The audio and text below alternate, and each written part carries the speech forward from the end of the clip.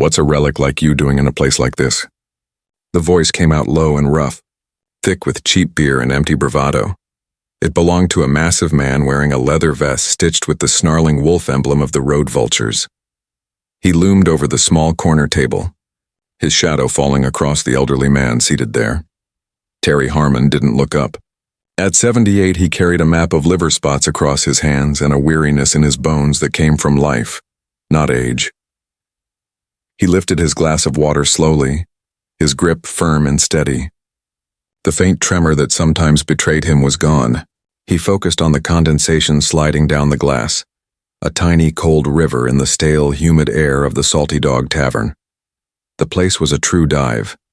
The floor was forever sticky, the air heavy with spilled whiskey and regret, and the flickering neon beer signs painted a sickly yellow glow over the customers.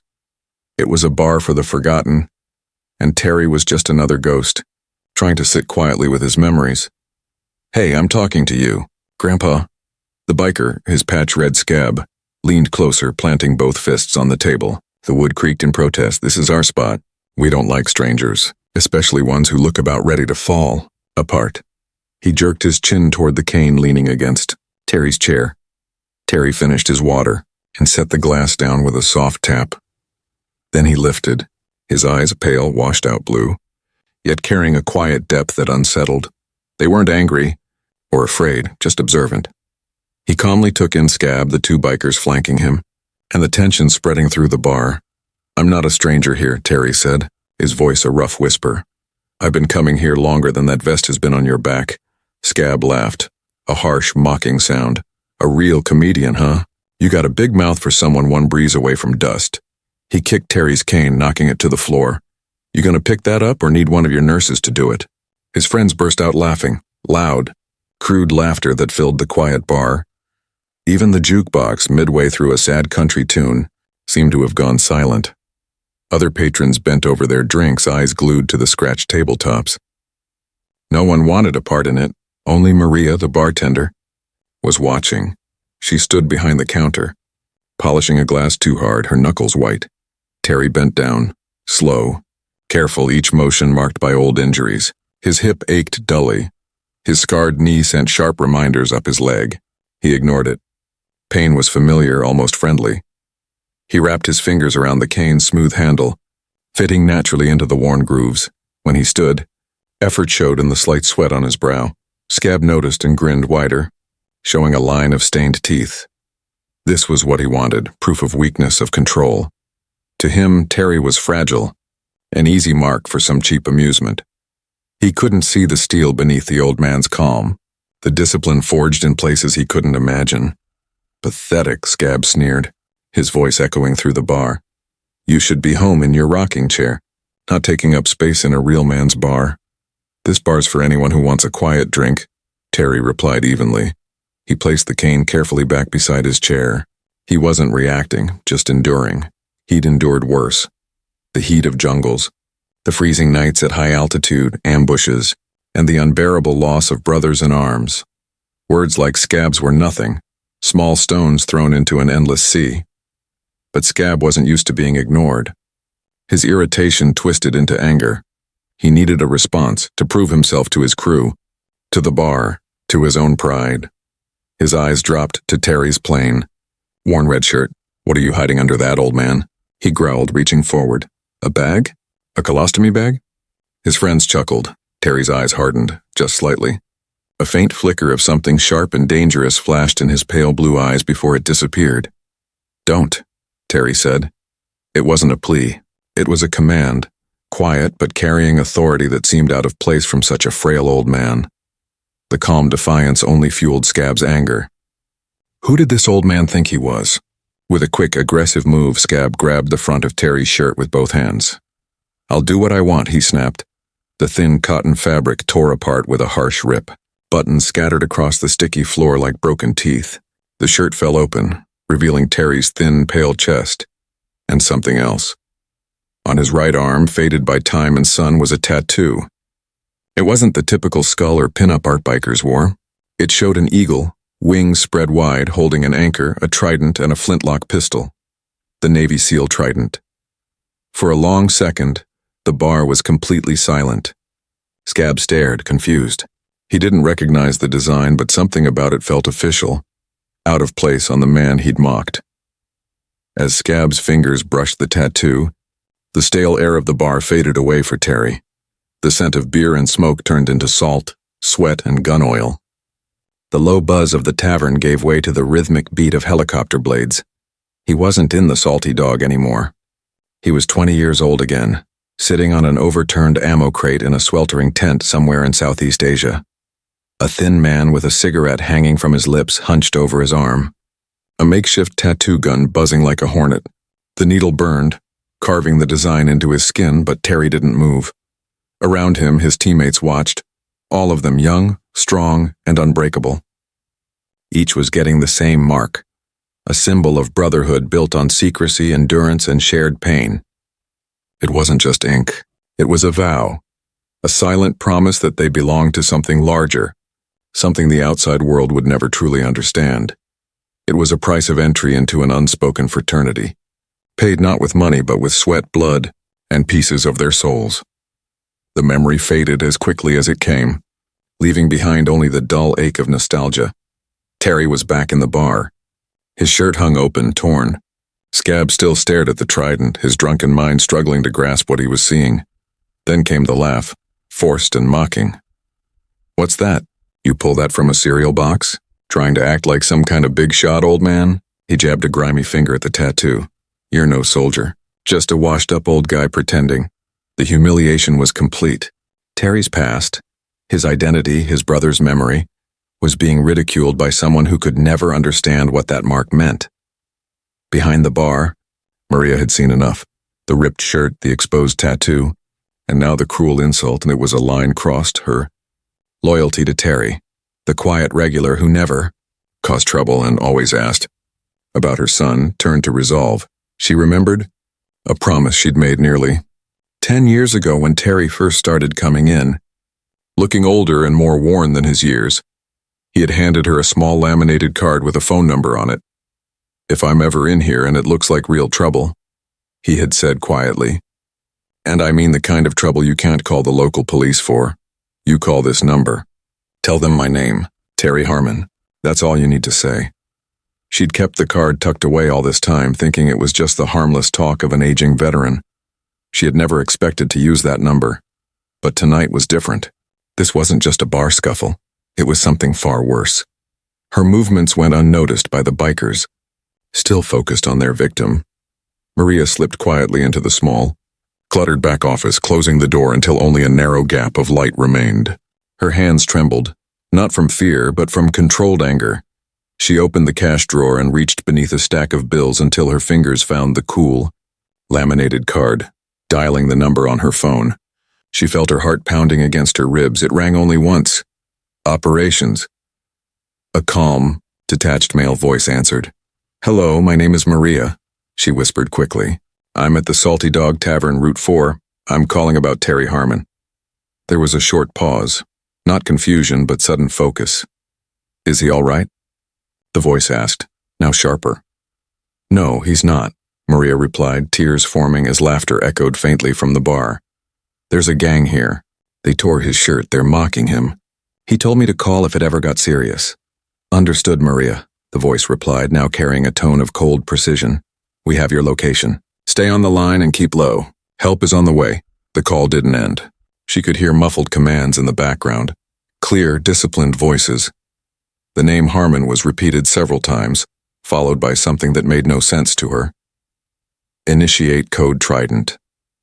Active asset under duress. I repeat, active asset under duress. Scramble the QRF." Maria didn't know what a code Trident or QRF meant, but she knew one thing. Something serious had been set in motion, miles away. In the quiet, blue-lit control room of a Naval Special Warfare Command Center, Master Chief Petty Officer Ryan Thompson stood from his desk so abruptly that his chair slammed into the wall. The name Terry Harmon hit like a jolt of electricity. Harmon wasn't just another veteran. He was a legend, a ghost from the earliest days of the SEALs. His file was so redacted it was mostly black ink. He was one of the original members, a founding figure of the modern SEAL teams. "Sir," Thompson said, Turning to the duty officer, Lieutenant Commander Evans, sharp and composed. "We've got a code Trident. It's Master Chief Harmon." Evans immediately stood, his expression hardening.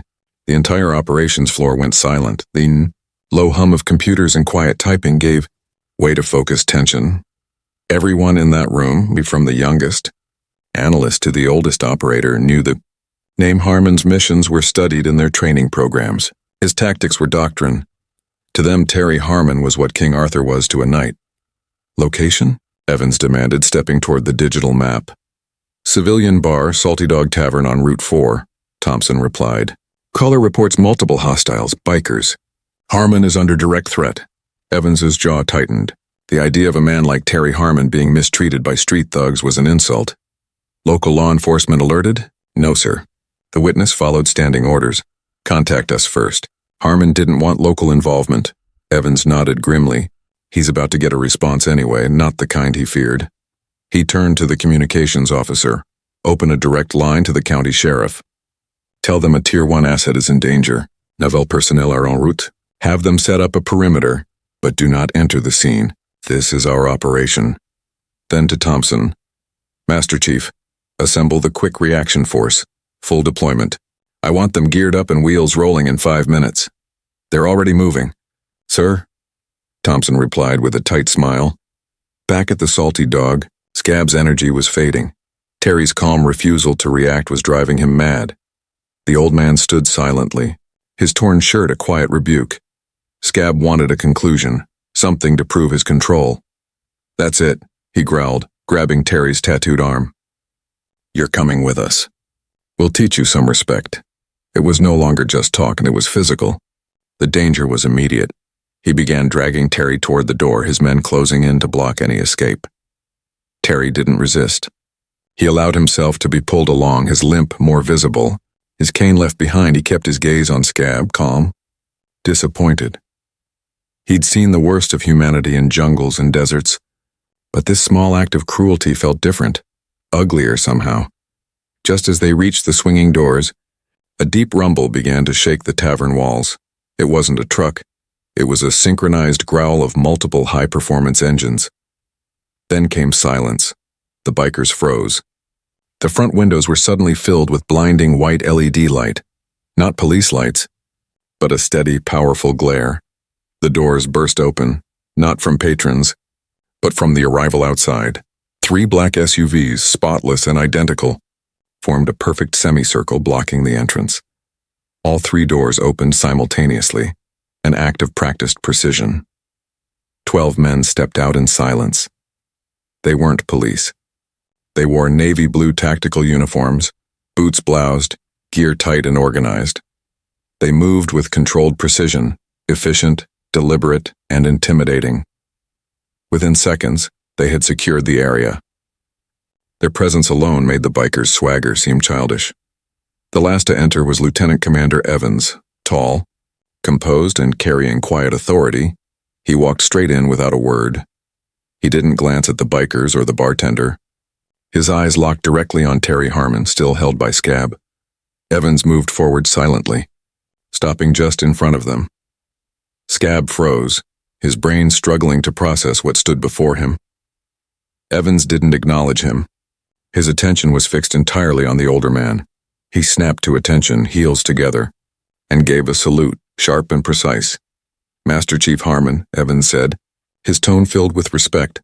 "Lieutenant Commander Evans, sir. We received a call. Are you all right?" The bar was silent. You could hear a drop of sweat hit the floor. Scab's grip fell away instantly as if he'd been burned. "Master Chief, sir," he muttered, stunned. Terry raised a tired hand, returning the salute with quiet dignity. "I'm fine, Commander. Just a small misunderstanding." Evans kept his gaze on Terry, but his next words were directed at the bikers, his voice turning cold. "Master Chief Petty. Officer Terran Harmon," he began evenly, "enlisted in 1961 among the first to complete basic underwater demolition and SEAL training, served with distinction in MAC VSOG 3 combat tours in Vietnam, recipient of the Navy Cross for actions during the Tet Offensive, where, after his leg was shattered by shrapnel, he held off an enemy platoon alone, saving his entire fire team. With each word, The bikers seemed to shrink smaller and smaller. Their arrogant grins had vanished, replaced by stunned disbelief. He is also a recipient of 2 silver stars, 4 bronze stars for valor, and 3 purple hearts, Evans continued, his tone steady and deliberate. This man developed the very tactics still used by soldiers to survive today. He has given more for this nation than your entire motorcycle club has ever managed to drink away. The tattoo you mocked, that's the sealed trident. He didn't buy it from a store. He earned it through decades of sacrifice in places you'll never go, doing things you could never do, all to defend the freedoms you take for granted while acting like fools in a bar. The words hung in the air, heavy and unshakable. Maria stood behind the bar, tears streaming as her hand covered her mouth. The patrons watched in silence, their eyes wide with awe as they finally realized who had been sitting among them all these years. Evans turned his attention to Scab. His gaze was sharp and unyielding.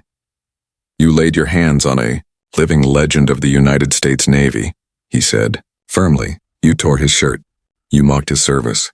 You have no understanding of the scale of your mistake. Scab stood pale and shaking, staring at Terry, the quiet old man he had ridiculed. Now, he didn't see weakness. He saw strength, something ancient and commanding. Terry was the first to speak. His voice was calm, carrying the same authority as Evans' words. He looked at Scab not with anger, but with deep, tired pity. The uniform, the medals, the stories, they're just symbols, Terry said softly. What really matters is what you do when no one's watching, and the promises you keep.